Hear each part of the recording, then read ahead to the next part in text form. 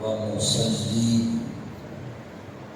ونسلم على رسوله الكريم أما بعد فأعوذ بالله من الشيطان الرجيم بسم الله الرحمن الرحيم قل لا أسألكم عليه أجرا إلا المودة في القربى صدق الله العظيم إن الله وملائكته يصلون على النبي يا أيها الذين آمنوا صلوا عليه وسلموا تسليما پڑھیے الصلاۃ والسلام علیک یا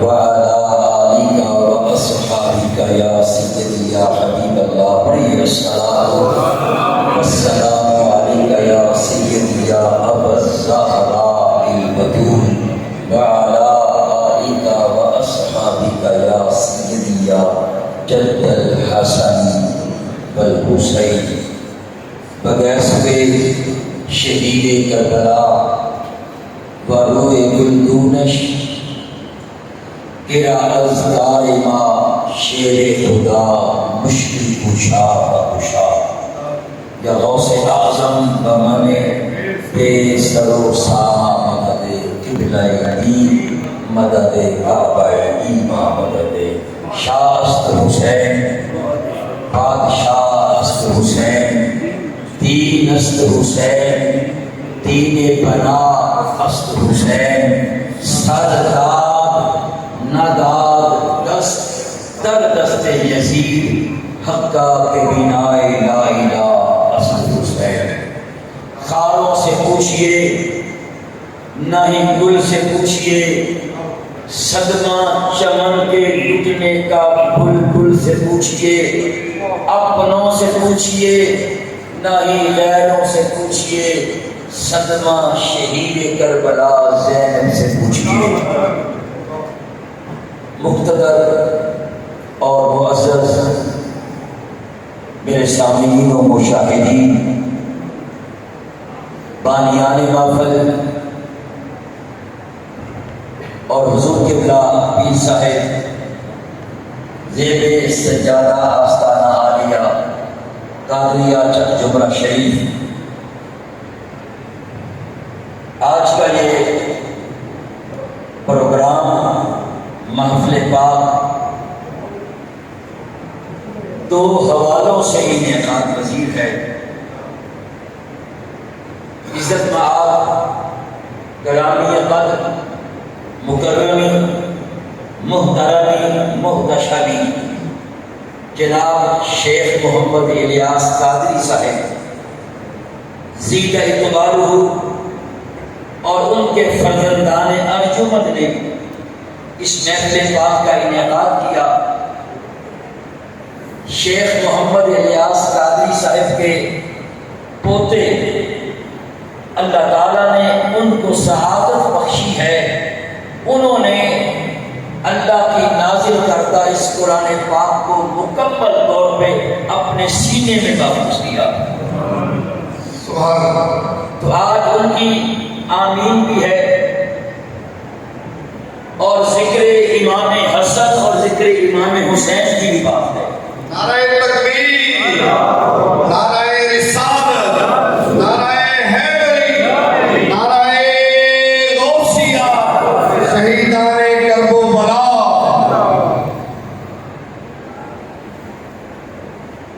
یاد رکھیے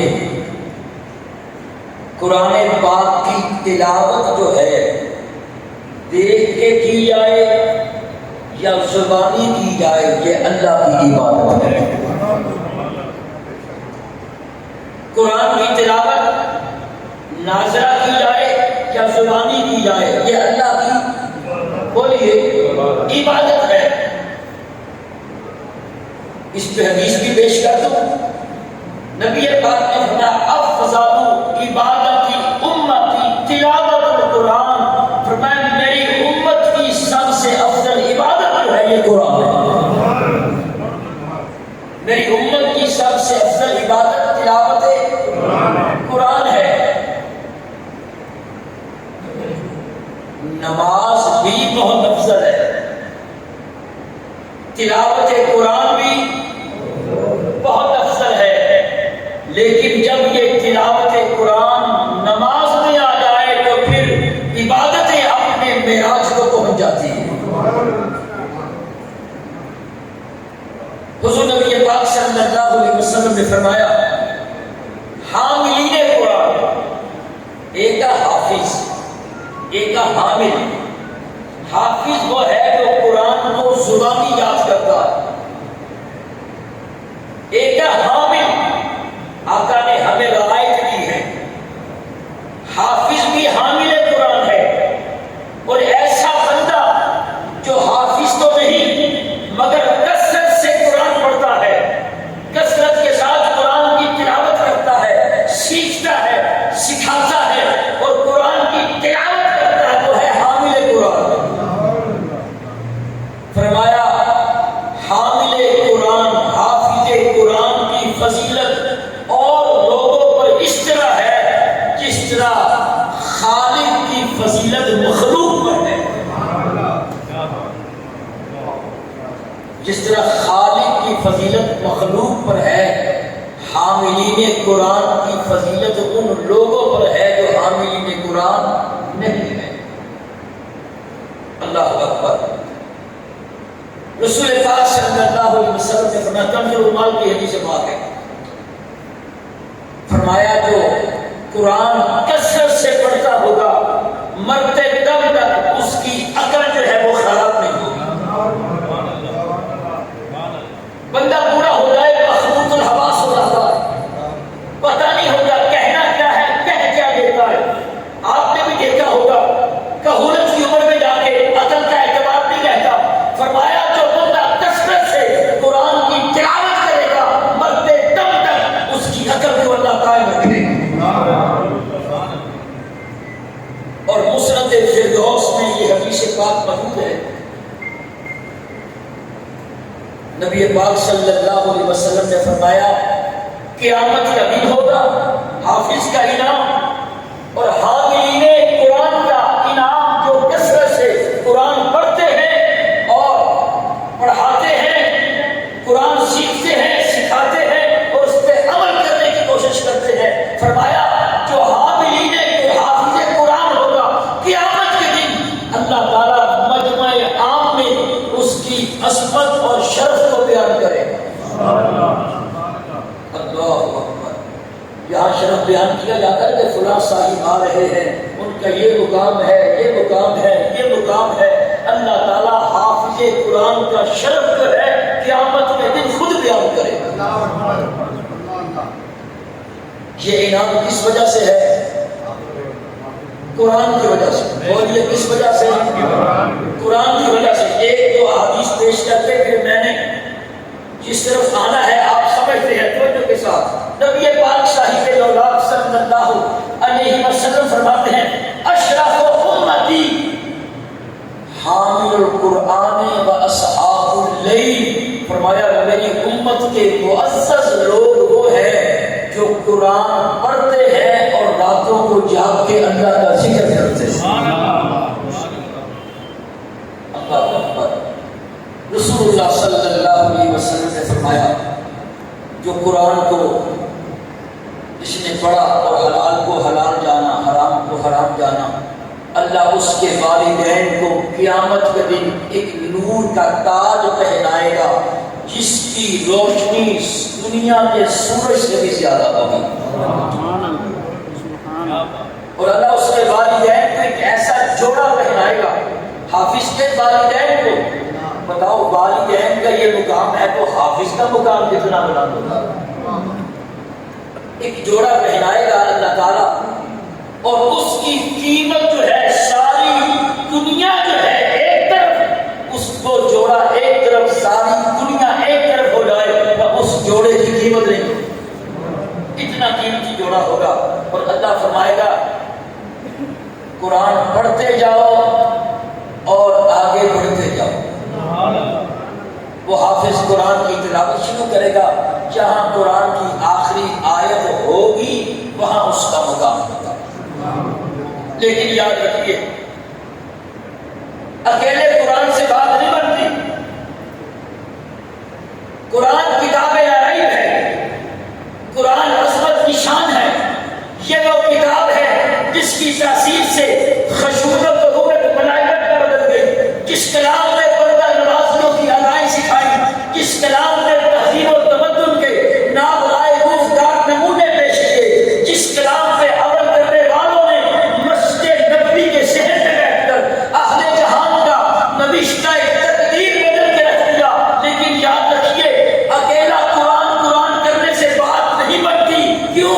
آقا نے غدیر خود کے موقع پر فرمایا تھا، میں تم میں دو چیزیں چھوڑ کے جا رہا ہوں، ایک قرآن، دوسری میری اہل بیت۔ سبحان اللہ۔ ایک قرآن، بولیے میری اہل بیت۔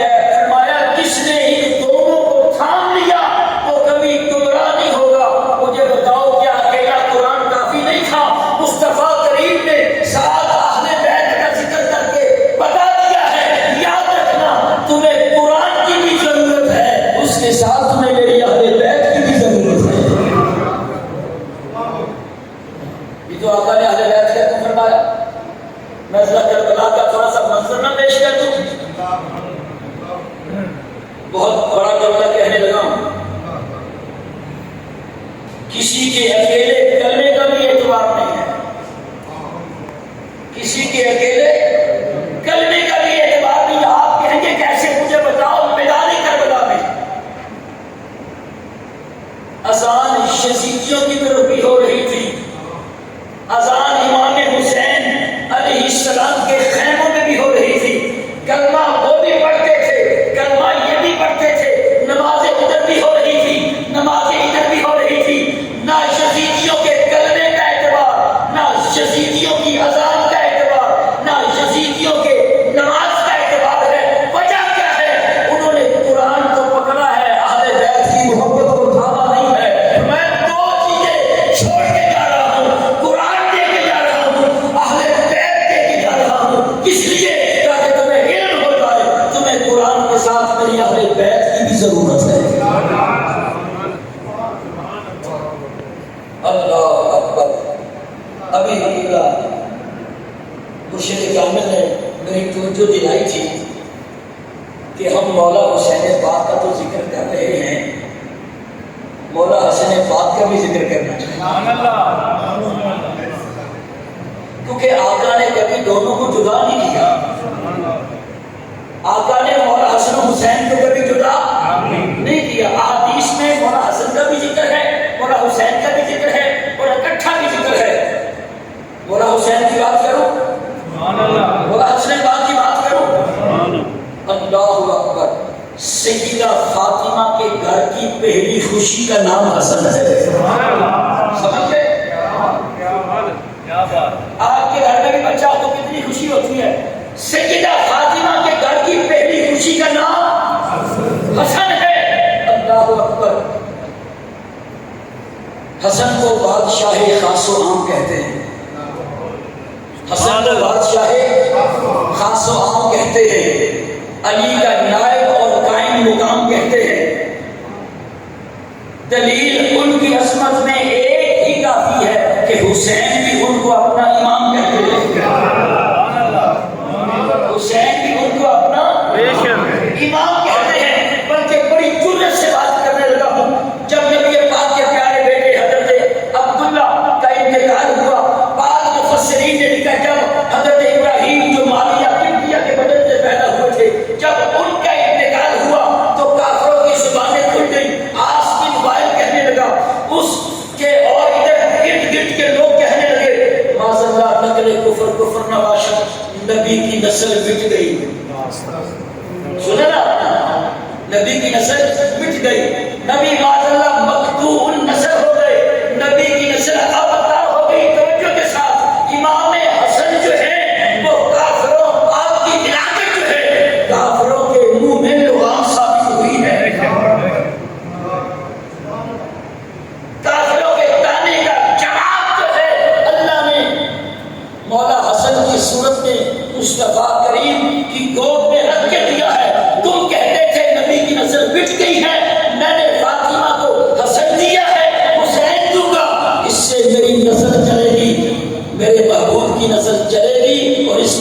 سنت کی نسل ابتر ہو جائے گی. بلکہ بڑی دقیق سی بات کرنے لگا ہوں، اسے دیکھیے بڑا حسن کا ذکر ہے. نبی پاک نے توجہ کے ساتھ حسین پاک کا نام الگ سے نہیں رکھا. پڑھے لکھے لوگ بیٹھے میری بات کو سمجھیں گے، پھر دہراؤں گا. نبی پاک نے امام حسین کا نام الگ سے نہیں رکھا. کیوں؟ حسین کا معنی کیا ہے؟ لفظ حسین کا میننگ کیا ہے؟ لفظ حسین کا مطلب کیا ہے؟ آپ نے اردو میں پڑھا ہوگا اسم تصغیر، کسی چیز کی چھوٹائی کو بیان کرنا. جیسے کتاب سے کتابچہ، باغ سے باغیچہ، دیگ سے دیگچی، اور اسی طرح بھائی سے بھیا. یہ ہے تصغیر. نبی پاک نے مولا امام حسن کا مقام، آپ نے امام حسین کا نام الگ سے نہیں رکھا.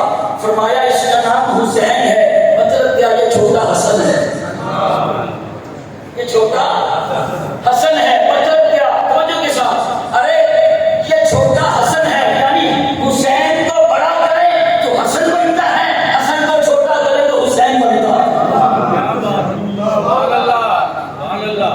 حسن بڑا حسین ہے، حسن بڑا حسین ہے اور حسین چھوٹا حسن ہے. نبی پاک نے ان کا نام بھی علیحدہ نہیں رکھا. کیوں نہیں رکھا؟ تاکہ کوئی ان کو جدا نہ سمجھے. یہ اکٹھے ہیں، میرا خون ہے، میرا جگر ہے. سبحان اللہ، سبحان اللہ، اللہ اکبر. امام حسن کی ایک بات کر کے پھر میں آگے لکھوں گا.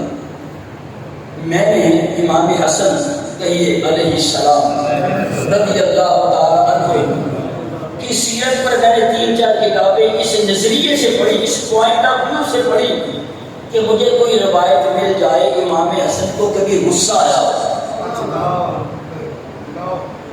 آپ بڑے متحمل مزاج تھے، بڑے بردبار تھے. مجھے ایک بھی روایت نہیں ملی کہ امام حسن کو کبھی غصہ آیا. مصطفیٰ کے جمال کا مظہر تھے، کبھی بھی غصہ نہیں آیا. آپ کو زہر دیا گیا، امام حسین علی مقام پوچھتے رہے بھائی بتا دے، بھائی بتا دے کس نے زہر دیا ہے.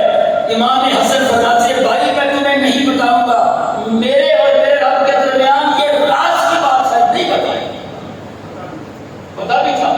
اتنے متحمل مزاج تھے. امام حسن رضی اللہ تعالیٰ عنہ نے زمین خریدی 4 لاکھ درہم میں. کتنے؟ 4 لاکھ درہم میں. ان کا مزاج دیکھیے، سیرت رسول کے ذریعے تھے. 4 لاکھ درہم میں زمین خریدی.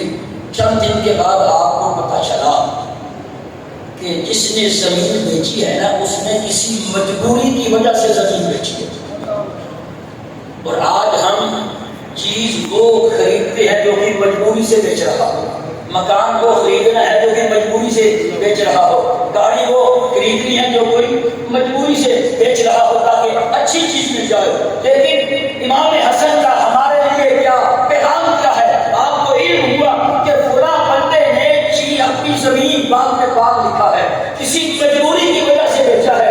امام حسن کو علم ہوا، فرمایا اچھا مجھے تو علم ہی نہیں تھا، بلایا ہے. فرمانے لگے مجھے علم نہیں تھا، تم مجبور ہو کے اس زمین کو بیچ رہے ہو. ہم کسی کی مجبوریوں سے فائدہ نہیں اٹھاتے. وہ زمین بھی دے رہی ہے، 4 لاکھ درہم بھی دے رہا ہے. یہ ہے نبی کی سیرت. اللہ اکبر. امام حسن رضی اللہ تعالیٰ عنہ وعلی نبینا وعلیہ الصلاۃ والتسلیم پر ایک بات عرض کر کے مولا حسین کی طرف آؤں گا. کہیے ذرا سبحان اللہ. سیدی مرشدی یا نبی غلام ہے رسول کے غلام یہ رسول میں جو ہو عشق مصطفیٰ. 3 ہجری یاد رکھیں. کیا 3 ہجری 15 رمضان.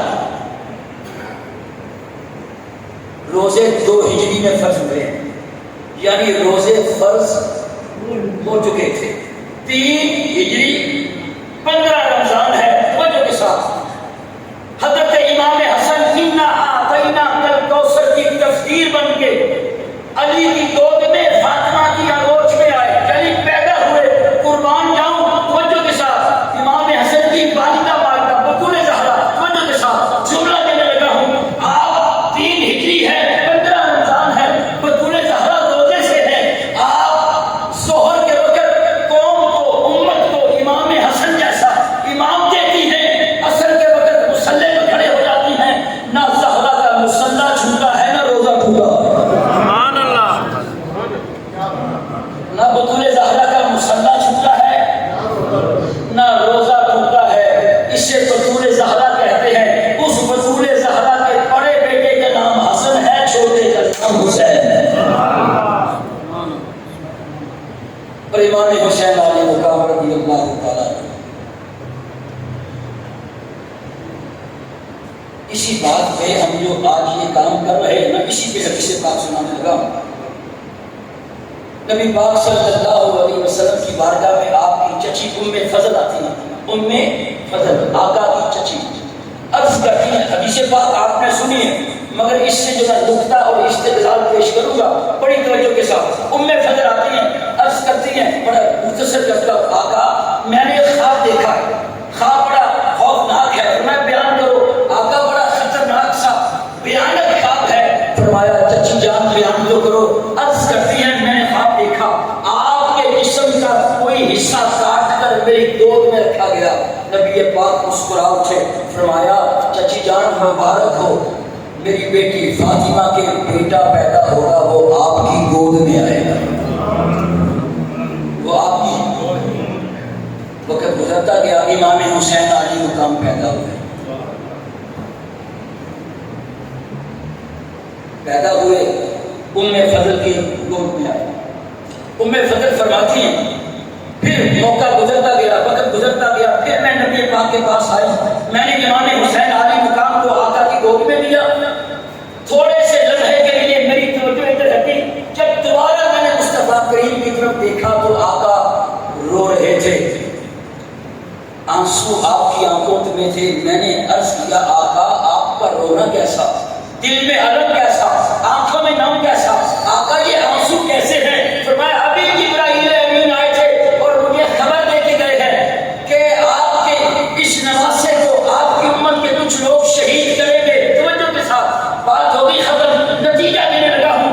نبی پاک نے فرمایا جبرائیل امین مجھے حسین پاک کی شہادت کی خبر دے کے گئے ہیں. توجہ، جبرائیل امین نے مولا حسین پاک کی شہادت بیان کی. نبی نے سنی، نبی نے بیان کی، ام فضل نے سنی. کہنے دیجیے مولا حسین پاک کی شہادت بیان کرنا اور سننا جو ہے مصطفیٰ کی سنت ہوگی. جبریل نے بیان کی، آقا نے سنی، آقا نے بیان کی، ام فضل نے سنی. کہنے دیجیے مولا حسین پاک کا ذکر، ان کی شہادت کو بیان کرنا جو ہے مصطفیٰ کریم کی سنت ہوگی. سبحان اللہ. حضرت ابو ہریرہ فرماتے ہیں کہ امام حسین علی مقام کے جنازے پہ نکلے. جنازہ پڑھایا گیا تو راستے میں آقا حسین پاک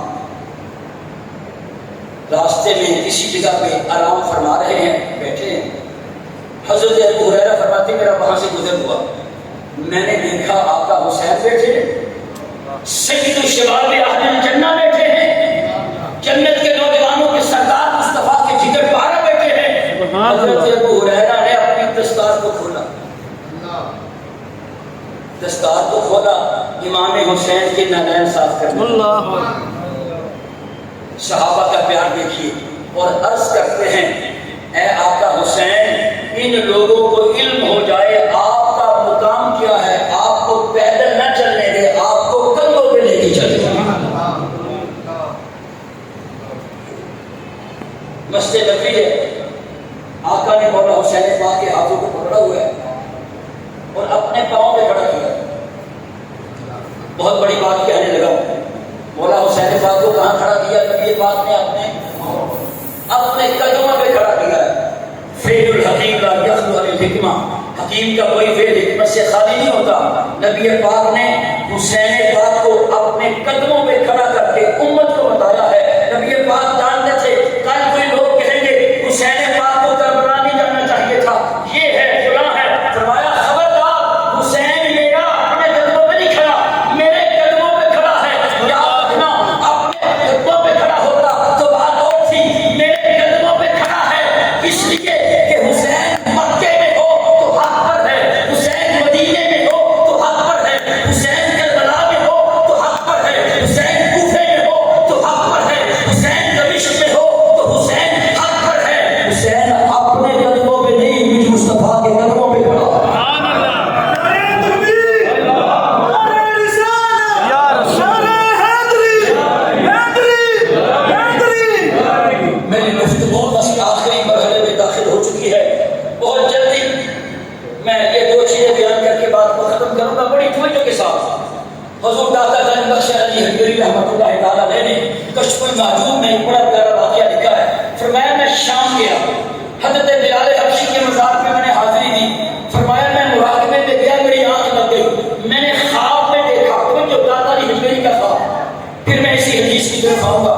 فرمایا میں کیا دیکھتا ہوں، داتا علی حنبلی فرماتے ہیں باب بنی شیبہ سے نبی پاک داخل ہو رہے ہیں.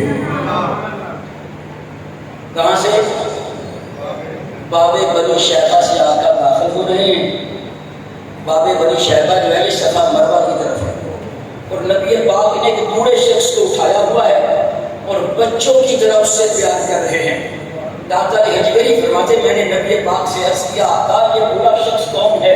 فرمایا میری امت کا امام اعظم ابو حنیفہ. داتا علی حنبلی اس خواب کی تعبیر خود بیان کرتے ہیں. فرمایا سنو، امام اعظم ابو حنیفہ کے طریقے میں خطا نہیں ہے. کیوں؟ فرمایا میں نے دیکھا ابو حنیفہ خود نہیں چل رہے، مصطفیٰ نے اٹھایا ہوا ہے. خود چلتے ہوتے تو ان کے طریقے میں خطا ہوتی، میں نے دیکھا ہے آقا نے اٹھایا ہے. ارے جس کو خواب میں مصطفیٰ اٹھا لے اس کے طریقے میں خطا نہیں رہتی، تو جس کو نبی پاک اپنے قدموں میں کھڑا ہو کے صحابہ کو بتائیں حسین میرے قدموں میں کھڑا ہے تو کہنے دو حسین جہاں بھی ہو. مصطفیٰ نے فرما دیا حسین حق پر ہے. پھر وہ وقت آیا یزید نے بیعت مانگی. امام حسین علی مقام نے یہ نہیں فرمایا تھا میں یزید کی بیعت نہیں کرتا.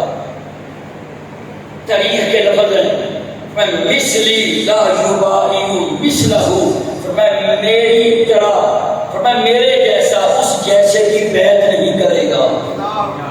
آپ نے امت کو آئین دے دیا، امت کو قانون دے دیا. اگر یزید کا نام لے کے بات کرتے تو سمجھتے صرف یزید کی بیعت نہیں ہونی تھی تو اس جیسے کسی اور کی ہو سکتی تھی. فرمایا سنو، یزید جو ہے یہ قرآن سے بغاوت کرنے والا ہے، یزید مصطفیٰ کے دین سے بغاوت کرنے والا ہے، یزید جو ہے یہ شرابی ہے، زانی ہے، اور یزید بد کردار ہے. مثلی لا یبائی مثلہ، میرے جیسا اس جیسے کی بیعت کر نہیں سکتا. امت کو آئین دے دیا ہے یزید اور یزیدیوں کی بیعت کبھی بھی نہ کرنا.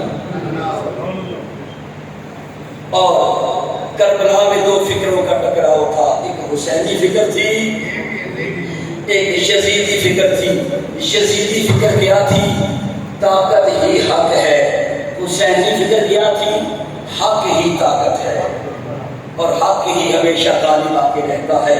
آئیے قل لا اسألکم علیہ اجرا الا المودۃ فی القربی، فخر کا دریچہ اسے باز کرنا چاہیے. حسین جس کا ہے تو آقا اسے ناز کرنا چاہیے.